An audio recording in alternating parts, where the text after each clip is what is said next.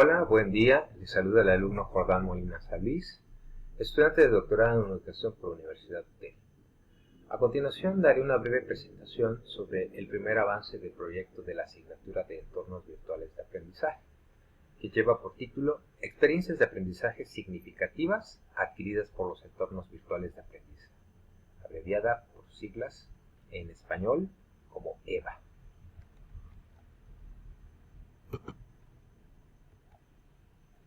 Bien, las tecnologías de información y comunicación, que son conocidas también como TICs por sus siglas en español, envuelven el desarrollo de estos famosos entornos virtuales de aprendizaje, que no son más que espacios digitales que facilitan el acceso al conocimiento.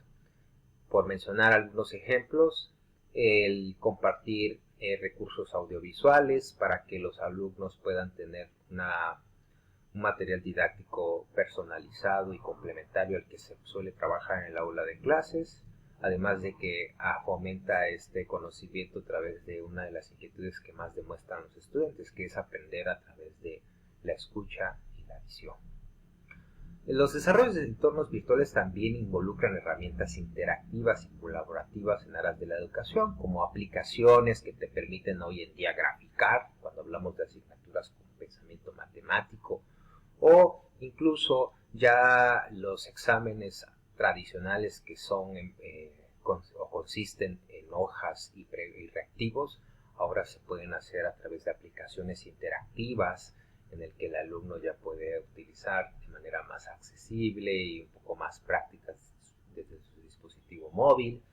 O por qué también no hablar de otra de las grandes ventajas de estas TICs, que es la educación a distancia. Es que la educación a distancia, a diferencia de la educación en línea, la educación a distancia no significa que todo, absolutamente todo el conocimiento compartido sea a distancia, sino que a diferencia de la educación en línea, la educación a distancia involucra como un híbrido. Podemos seguir teniendo nuestras clases de manera tradicional, por así decirlo, en el aula de clases, es decir, un contacto directo y presencial entre profesor y alumnos, pero además el compartir recursos como bibliografía, videos o recursos audiovisuales o inclusive la encomienda de actividades lo podemos hacer a través de espacios digitales. Y esto es muy importante de mencionar porque un servidor trabaja como docente en un colegio de bachilleres del estado de Chiapas, acá en México, específicamente en el plantel número 15 que pertenece al municipio de La Concordia. Ahí tenemos una desventaja como educación presencial. Tenemos el tiempo muy limitado. Hablamos de clases de aproximadamente 50 minutos, en el que considera además que tenemos que involucrar tiempo para pasar asistencia, porque es importante ir reportando la asistencia de los alumnos para ir identificando a aquellos que no llegan, a aquellos que no entran a clases, y involucra también los cambios de salones, porque los alumnos para sus respectivas clases tienen que estarse cambiando de salón a salón, lo cual también involucra un gasto de tiempo. Entonces los 50 minutos se hacen 40 minutos o inclusive hasta 35. Entonces tenemos un limitado tiempo como para dar la clase, estar encomendando actividades y demás, pues desde luego se vuelve una clase efímera. Y es ahí donde entra la educación a distancia, mejorar la experiencia de aprendizaje de los estudiantes. Podemos enfocarnos en la clase, en discutir los temas abordados o inclusive realizar las prácticas que conecten la teoría con la realidad y ya las encomiendas como actividades o recursos extras poderlos dar a través de esos espacios, como por mencionar alguno, el famoso Classroom, que de hecho también fomenta el pensamiento crítico reflexivo porque van a tener acceso a esta información y sobre todo ayuda a que los estudiantes autogestionen su proceso de aprendizaje porque ellos van a tener de manera autónoma que ingresar, adquirir toda esa información, visualizar estos espacios, incluso al ritmo que ellos gusten.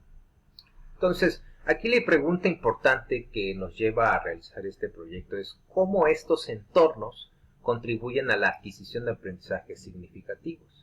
Pese a que hay ya evidencia científica en numerosos artículos y libros que hablan sobre cómo las TIC están mejorando el proceso de enseñanza-aprendizaje, hay muchos retos que atender y sobre todo desafíos que para cuando hablamos de la incorporación de estas tecnologías por primera vez en nuestros planteles, deja mucho que desear.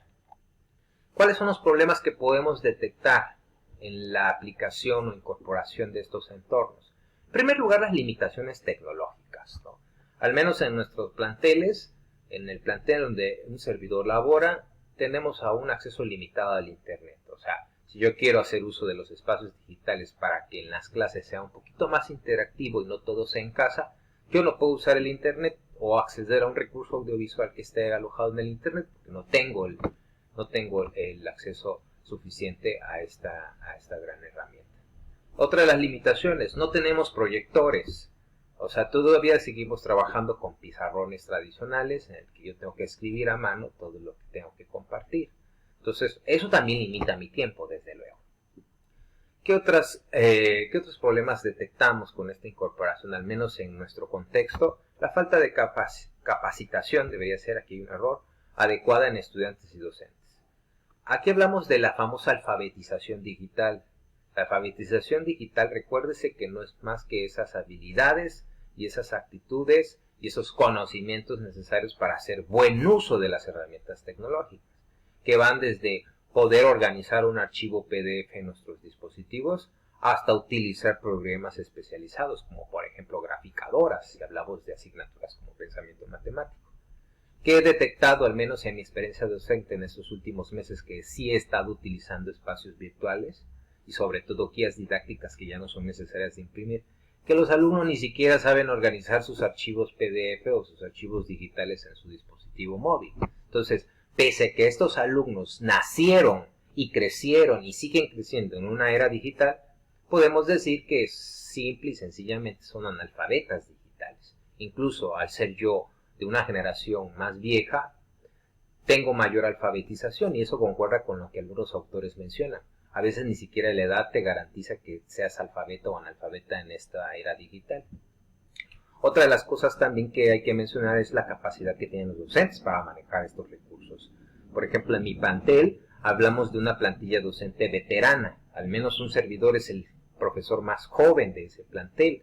Ya hablamos de profesores con antigüedades de por arriba de los 25 años que aún se resisten a hacer uso de las tecnologías. Inclusive se menciona por allí que el uso de estas tecnologías, en lugar de ayudar, en lugar de mejorar el proceso de enseñanza-aprendizaje, resulta ser una distracción para con los alumnos.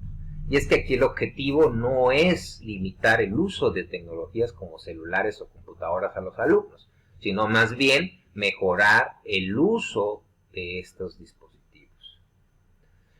¿Qué otros problemas detectamos? Dificultades para adecuar estrategias pedagógicas. Si estamos todavía en ese tradicionalismo de encomendar actividades en clases como resúmenes, mapas o organizadores gráficos y calificar y pasarnos así todo el proceso de enseñanza-aprendizaje, además de que para el alumno resulta una carga, pues digámosle, aburrida, en el que ya no hay motivación de asistir a clases, pues también como profesores involucra capacitarnos y para algunos involucra mayor dedicación que ya no se quiere dedicar.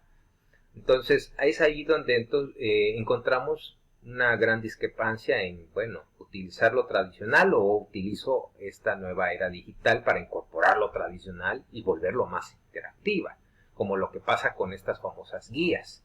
Todas las guías las mandamos o se les encomienda al alumno a imprimirla y a partir de esas guías o de esos papeles impresos hacer resúmenes, que resulta tedioso. ¿Por qué no mejor entonces hacer slides donde el alumno pueda llegar en el pizarrón virtual y poder ir haciendo anotaciones y ir discutiendo con los alumnos? O ir reproduciendo recursos audiovisuales, entre otros. O inclusive actividades en las que el alumno sea partícipe de generar conocimiento y no solo consumir conocimiento. ¿Qué es lo que estamos aplicando? Al menos a título personal, a los alumnos se les encomienda, a la semana pasada, por ejemplo, se les encomendó realizar un mural sobre educación ambiental. Desde luego ese proceso fue de manera colaborativa y presencial, pero el compartir su mural a través de las redes sociales ya involucra tecnologías de información y comunicación, e incluso hacer videos o cápsulas informativas digitales también ayuda a que el alumno no se vuelva consumidor únicamente de información, sino también generador de conocimiento, en aras también de hacer llegar todo ese conocimiento e información a muchas más comunidades digitales. Y eso también es lo que dificulta en los nuevos, o mejor dicho, en los profesores veteranos. No queremos o no quieren adecuar estas estrategias tradicionales a las nuevas, que son los entornos virtuales. ¿Qué objetivos entonces tenemos con la realización de este proyecto? Explorar las problemáticas detectadas en las EVAs, al menos en nuestro plantel, estudiar cómo las EVAs verdaderamente contribuyen a mejorar la calidad de educación a distancia, ¿no? ¿Cómo haremos o cómo cumpliremos con estos objetivos? Bueno, pues los métodos que vamos a utilizar en primer lugar es diseñar una investigación con enfoque cualitativo y descriptivo. ¿Por qué? Porque el contexto amerita una investigación en el cual los resultados pueden ser muy subjetivos, ¿no? Sobre todo cuando hablamos de la percepción del conocimiento. Cada alumno percibe o aprende a diferentes ritmos, sobre todo cuando hablamos de un entorno virtual, todo esto se vuelve subjetivo, incluso también para el docente. Perdón. Con respecto también al diseño de investigación, lo que queremos en realidad, como repito, decíamos en los objetivos, es explorar esas experiencias de aprendizaje con ayuda de los entornos virtuales de aprendizaje, que involucra cómo ha motivado a los estudiantes, cómo han aprendido los estudiantes, es decir, han retenido más conocimiento o no, y cómo ha sido la interacción entre pares. También involucra cómo los docentes encuentran mejoras en el rendimiento de sus clases o dificultades, ¿no? Que eso también involucra experiencia. ¿Cómo va a ser la recolección de datos? A través de entrevistas. Vamos a entrevistar a docentes y a estudiantes. Vamos a hacer preguntas abiertas con relación a estos, a motivación, percepción del aprendizaje y interacción. Vamos a formular cuestionarios haciendo uso de la escala de Likert para saber la percepción del uso de estos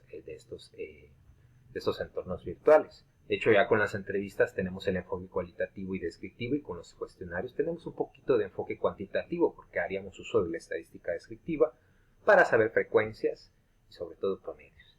Y desde luego observaciones directas. Vamos a observar al menos 5 sesiones a lo largo de este cuatrimestre, que es lo que dura la asignatura de la cual estamos hablando, en la que fijemos cómo ha sido el comportamiento de los alumnos y los docentes durante el desarrollo de la sesión. También vamos a organizar los datos a través de transcripciones de entrevistas, vamos a analizar los cuestionarios con la ayuda de procesadores de cálculo, y vamos a hacer un análisis de observaciones, vamos a describir cómo fueron esas observaciones y qué hallazgos encontramos para hacerlos comparativos con la literatura antecedente.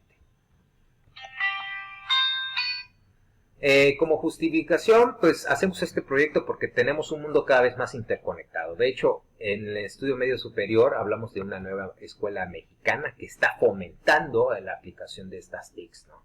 Así que las EVAs o los EVAs son cada vez más demandados en contextos educativos. Y sobre todo, hablamos de la implementación en nuestro plantel porque estamos hablando de una región con acceso limitado al internet y sobre todo también hasta inclusive a la energía eléctrica. Perdemos mucha señal de telecomunicaciones con frecuencia y eso sería bueno discutirlo como factor en cuanto a cómo influye en la implementación y uso efectivo de estos entornos. También hablamos del análisis FODA, queremos hablar del análisis FODA porque las fortalezas, oportunidades, debilidades y amenazas también se consideran como factores que involucran el proceso de enseñanza-aprendizaje con la aplicación de estos entornos, ¿no? Y bueno, con esto quiero finalizar esta breve presentación, agradeciendo de antemano su amable atención y compartiendo bibliografía que hemos estado consultando para seguir discutiendo en la segunda sesión. Gracias.